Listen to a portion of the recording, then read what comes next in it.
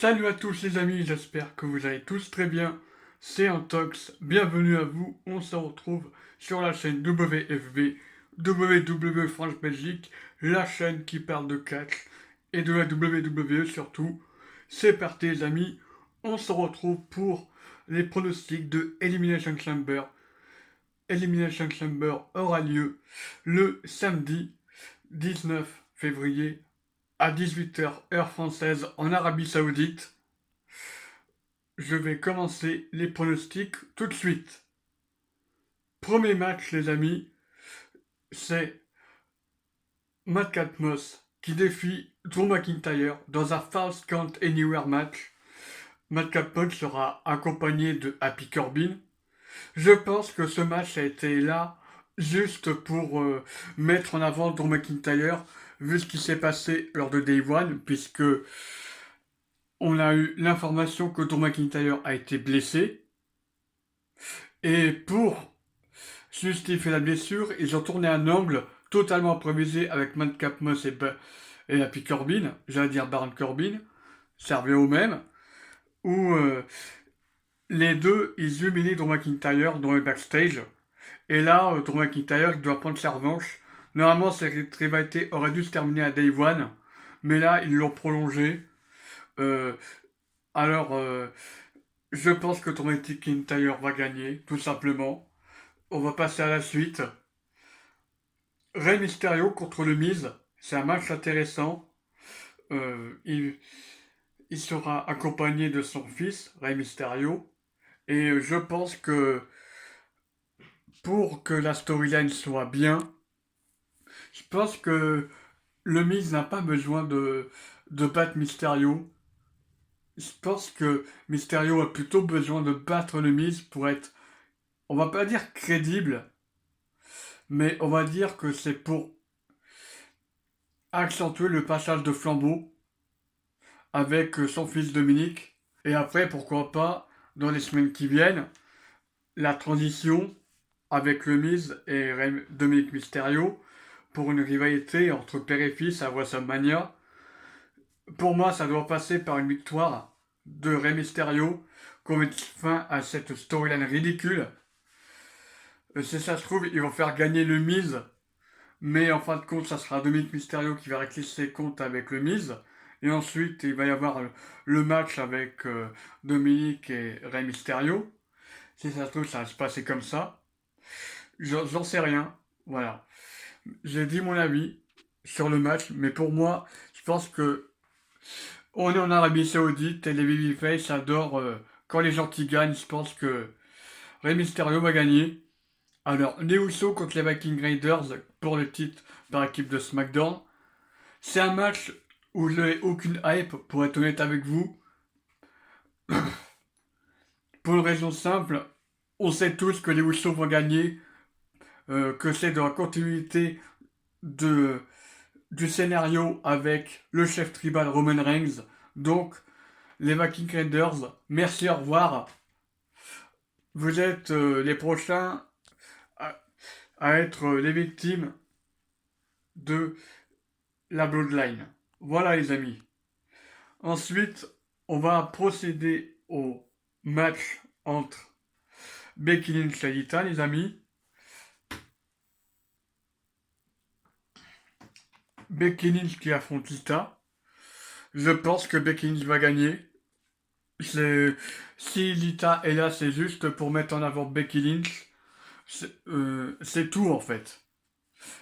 Ensuite, il va y avoir un match de contre 2 entre Charlotte Flair, la championne de SmackDown, et Sonya Deville, qui est, qui est démis de ses fonctions de, entre guillemets, General Manager, face à Ronda Rousey, vainqueur du Royal Rumble, et Naomi, qui est, entre guillemets, la souffre-douleur de Sonya Deville. On ne sait toujours pas pourquoi Sonya Deville en veut à Naomi.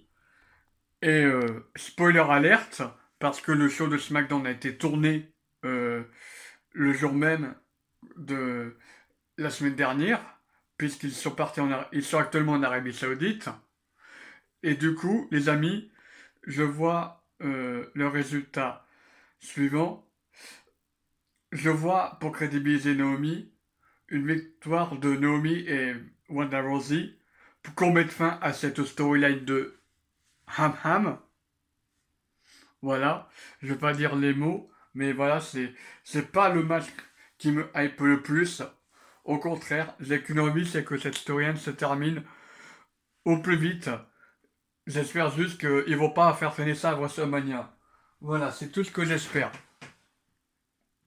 Ensuite, nous avons le premier match entre les Elimination Chamber et la gagnante va affronter la championne de son choix. Nous avons Rhea Ripley, nous avons Bianca Belair, nous avons Liv Morgan, nous avons Nikki ASH en 4 et puis Doudrop en 5 et puis Alexa Bliss qui s'est rajouté dans le match. Les amis, je pense que Bianca... Alors, j'ai envie d'un côté que Bianca Belair remporte ce match pour la storyline depuis SummerSlam, mais d'un côté, quand je vois la montée en puissance de Rhea Ripley, quand je vois ce qui s'est passé lors du Gauntlet match de 40 minutes, je me dis, est-ce que finalement, j'aurais pas un dream match? Est-ce que finalement, Rhea Ripley, euh, est- est-ce qu'on n'est pas en train de revoir la Rhea Ripley de la NXT et de ses débuts jusqu'à SummerSlam? Parce que depuis SummerSlam, elle court avec les titres par équipe, elle court avec les titres par équipe avec Nikki ASH, elle s'est reconstruite petit à petit, et là, elle a eu une grosse montée en puissance lundi qui vient d'arriver, et c'est tant mieux pour elle. Ensuite, il y a Alexa Bliss qui peut, pourquoi pas, avoir un match contre Becky, qui peut s'imposer mais de nulle part, en retrouvant sa gimmick de goddess au lieu de poupée du Fiend, si je peux dire ça comme ça. Elle s'est définitivement débarrassée de Lily. Je suis content qu'il y ait eu cette storyline avec le psychologue, parce que il fallait absolument retirer ça, parce que quand le Fiend a, a perdu son match à WrestleMania 37, son personnage n'avait plus lieu d'être, pour ma part. Même quand le Fiend Bray Wyatt a été licencié, son personnage n'avait plus le diète, il n'y avait plus aucune cohérence. Ils ont même pas fait un. Pour moi, ils auraient dû conclure sur un match, par exemple, à SummerSlam entre le Fiend et Alexa Bliss. Un match homme contre femme, certes, mais voilà. euh, où Bray Wyatt il punit Alexa Bliss et après, bah, tu peux mettre éventuellement la storyline avec le psychologue quelques mois après. Voilà, les amis. Voilà, j'ai dit mes trois favoris. Parce que les autres, les Liv Morgan, les Nikki ASH et les Doudrop, je les élimine direct. Elles ne sont pas du tout favorites. Après, si j'ai trois favoris, je mettrai Rhea Ripley en numéro 3, numéro 2, Alexa Bliss et numéro 1. Pour moi, c'est ce qui est le plus prévisible par rapport au spot qu'elle aura, c'est Bianca Belair. Je vois gros comme une maison un match entre Becky Lynch et Bianca Belair à WrestleMania, les amis. Voilà. Maintenant, on va s'intéresser à l'avant-dernier match. Nous avons Roman Reigns qui affronte Bill Goldberg.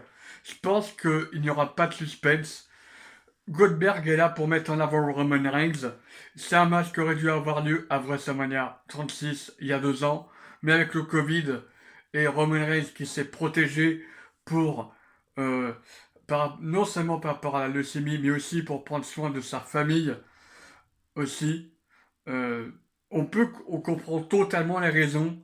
Et, et Braun Strowman a remplacé Roman Reigns à la dernière minute, puisque à la base, Roman Reigns aurait dû remporter le titre, je pense.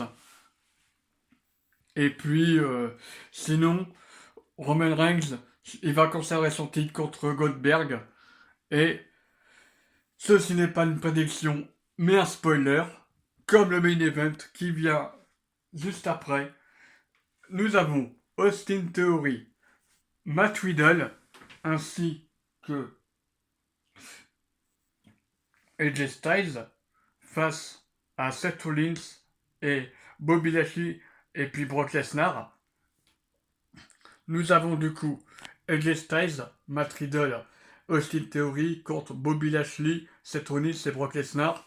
Alors, nous avons trois issues possibles. Alors, trois issues possibles qui sont très intéressantes, les amis. Alors, la première issue serait que Bobby Lashley conserve son titre pour qu'on ait pourquoi pas un match à WrestleMania avec le titre. Option numéro 2, que Seth Rollins, qui n'a jamais été aussi proche depuis Day One d'être champion du monde, puisse remporter un titre. Il avait fait un match exceptionnel au Royal Rumble contre Roman Reigns. Et puis la troisième option, c'est une victoire de Brock Lesnar, les amis, pour faire un match winner take all entre Roman Reigns, champion universel, contre Brock Lesnar, champion WWE. Tous les plans peuvent changer à la dernière minute, mais la tendance actuelle serait un match champion contre champion à WrestleMania, quitte à laisser de côté les main eventers et Austin Theory. Voilà. Et je pense que Brock Lesnar va affronter Roman Reigns à WrestleMania avec le titre WWE. Parce qu'il n'est pas obligé d'affronter Roman Reigns avec le titre WWE.